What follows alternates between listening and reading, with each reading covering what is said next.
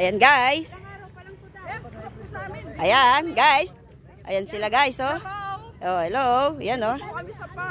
Nasa farm po kami ngayon nila Tita Linda. Ayan po. Ayan po sila. Kaway-kaway.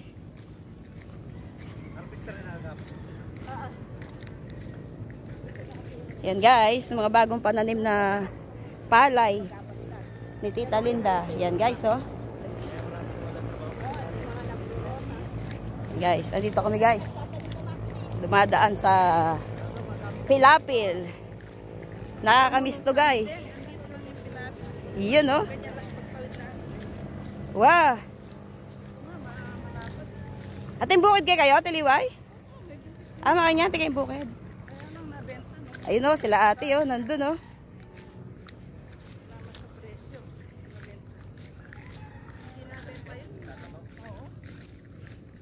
Ayan, patubig. Nabenta yun sana. Sinasang-lasang na lang na yan. Wala yan, nabenta.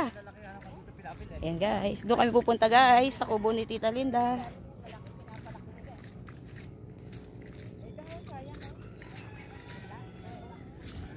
Magpipiknik-piknik kami dito guys.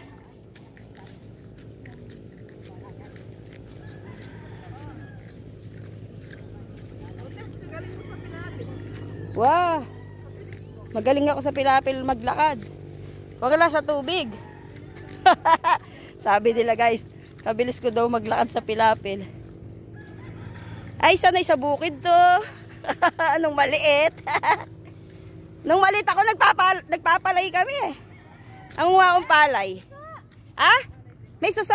Ayun o, kadaming suso. Hoy, daming suso kaputol o. Susong palay o. Ayun o. Guys, sa inyo guys, oh, daming suso yung nakakain, oh. May lason yan. Ah, may lason ba yan? May spray.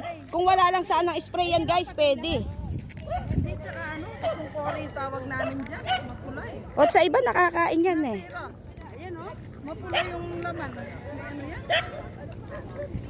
O, sa Ilonggo, kinakain nila yung mga susunggay yan, eh. Yan, guys. Yan, Kings, mamili ka na ng kwan, ng manok, dami. Ayan. Dami, pupunta kami dito sa farm, guys. Daming manok, oh. Daming manok. Diyan ako. Di ka kilala ng aso? Teka, papakilala kita. Black, eto si Ate Liway. Yan guys, dito na kami sa kubo guys. Ayan guys oh, daming manok oh. Yan, namiss ko dito guys. Nakapunta na naman kami dito. Daming manok. Yung chocolate ay maganda. Yung gold. Ayun oh, daming manok oh. Gold pala yun.